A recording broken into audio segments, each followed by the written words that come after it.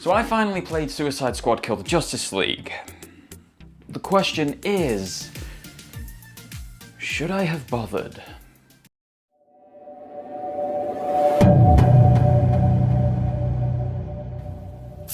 Now, I had heard the horror stories about this game. The terrible gameplay, poor story, all of that shenanigans. But that was at launch. We are now well over a year after its launch. The game has been offered to me as part of a PlayStation Plus subscription, and every single update that's ever going to happen to the game has happened. So this is actually, finally, a complete and finalised product. Surely, this is the state in which we should give it its final judgment. So allow me to do that here today. My final judgment on Suicide Squad Kill the Justice League. I'll present it as a timeline of my thoughts on it whilst playing. So, starting the game, I was not expecting anything. And sometimes, that's the beauty of coming into a title that has been universally panned. You don't expect anything from it. When I jumped into Suicide Squad Kill the Justice League, and I'm immediately in the shoes of Deadshot, having to take out alien bad guys, Metropolis is absolutely ruined, there's some toxic gas below me that I assume if I fall into, I will perish. It's a very intriguing and interesting scenario to find oneself in. Pair this intrigue up with the movement mechanics feeling interesting, feeling skillful, and feeling fresh compared to the rest of the Arkham series, and shooter mechanics, which I was expecting to be absolutely terrible in the Arkhamverse, actually feeling crisp and clean, sharp and precise. My first impressions of this game after this introduction with one of the 4 playable characters was actually really positive. I liked the banter between the characters. I liked the story setup. I liked that we didn't know how we got into such a dire scenario.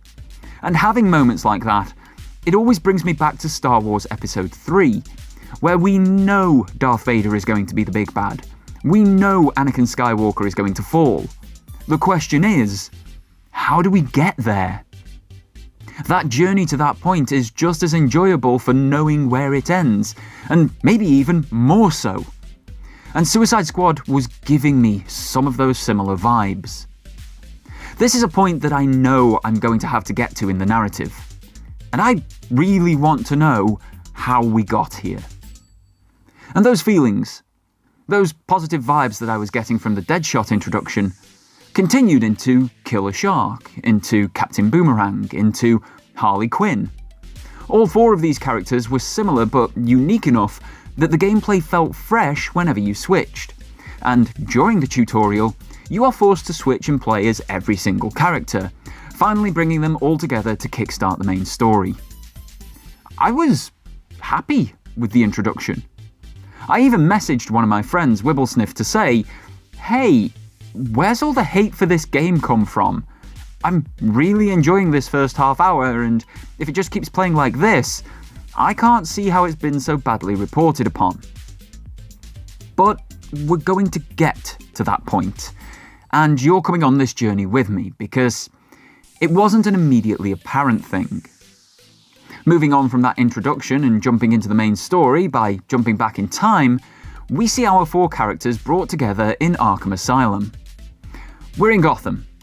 We obviously know that Metropolis is going under, and I presume, quite rightly I may add, that this is the formation of the Suicide Squad.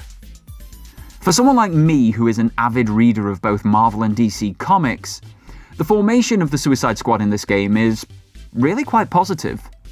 It is different from the original comic setup, but not so different as to be completely jarring. There are still the cranial bombs from more recent iterations, rather than the bomb collars of old, that allow Amanda Waller to keep control over her, well, shall we say, psychopaths from Arkham? But the way that they are implanted, the way that the setup of the team comes about, is in a bit more of a light-hearted manner than in the comics. And I quite like it. It's the team themselves that implant the bombs into one another through a beautiful cutscene that really shows off the artistic skill of the team at Rocksteady Games. Through this kerfuffle, the argument that ensues prior to it, the obvious fights and all of the shenanigans that happen in between, The 4 characters actually inject the cranial bombs into themselves. The bombs in this version are developed by LexCorp, which is always questionable when Lex Luthor's involved, but it gets Waller into the position that she wants to be in, where she has 4 trained killers at her disposal. Again, I like this. It's not accurate to the comics, or as accurate as I would maybe like some of these things to be, but this is a different universe. This is the Arkhamverse, and I really like the setup that we have in front of us here. The story then starts to unfold in front of us. Waller is bringing this team together, kitting them out, and sending them on transport into Metropolis to ascertain the situation.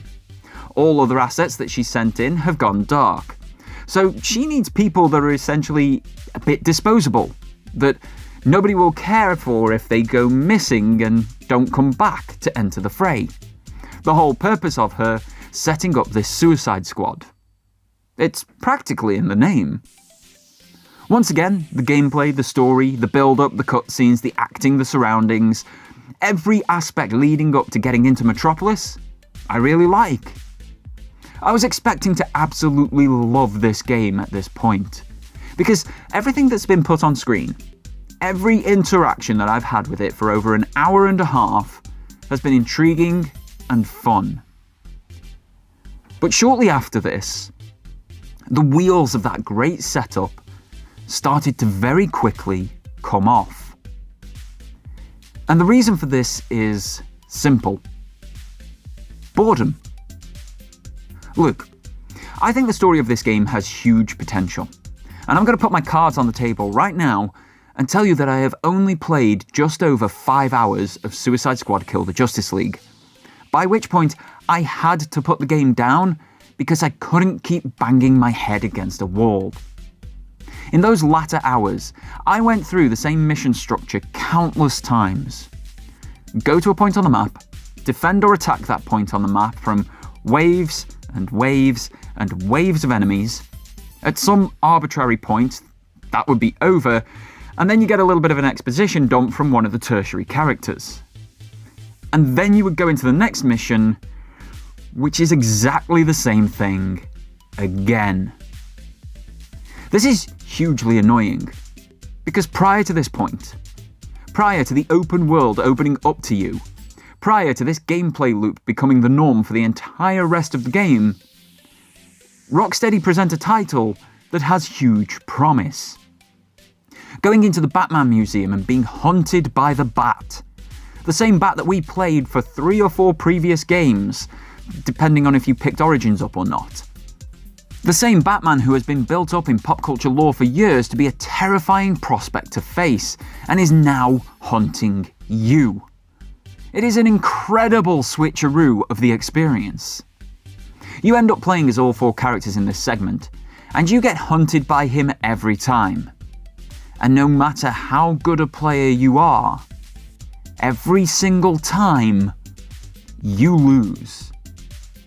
I enjoyed hunting down the Flash using Captain Boomerang's knowledge and intimacy with his character. He has means to actually track and find the Flash and try and bring him into the fold because he's not being corrupted by Brainiac. These tightly honed missions where we're chasing the Flash across vast swathes of the map, these tight quarters horror-inspired moments, these different sections that put together narrative and gameplay superbly and enticed me in, they accounted for maybe 45 minutes of gameplay after the game's introduction that I enjoyed earlier. Everything in these segments came together to make you want to play on, to make you want to get to what's next. But the moment, the literal moment that these beautifully built segments are over, the game becomes so repetitive. Now, I don't mind a repetitive game. One game that I hold in incredibly high regard is the original Assassin's Creed from 2007. That title is what most people would call repetitive. I think the difference there is the Assassin's Creed repetition is by design. If you want to become a master at any craft, aka becoming a master assassin, You do the same things over and over again until you are so incredibly good at them that they are second nature to you, that you do not have to think about how to do it. And that is the case by the end of Assassin's Creed. It is not the case, however, in Suicide Squad. When the repetitiveness is just, do the same as you've just done because I'm telling you to, which is what we have for everything beyond that beginning that I have praised in Suicide Squad Kill the Justice League, that boredom becomes unbearable.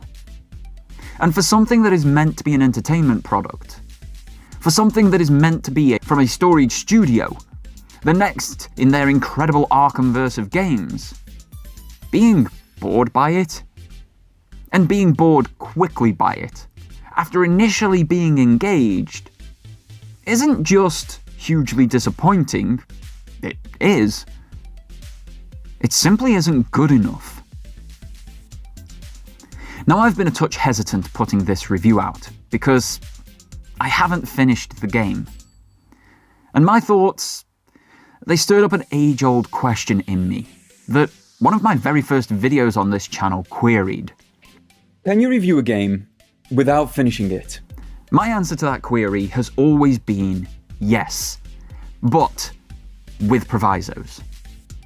You see, to me, not being able to finish the game is a valid review of it. Whether that be it's mechanically broken, it's bug-riddled, it's boring, or completely disengaging. Whatever the reason for not being able to finish a title other than, well, I put it down and didn't want to finish it, but I still needed to make a YouTube video, is a valid review of it. Now, those thoughts are not going to apply to every single person on the planet.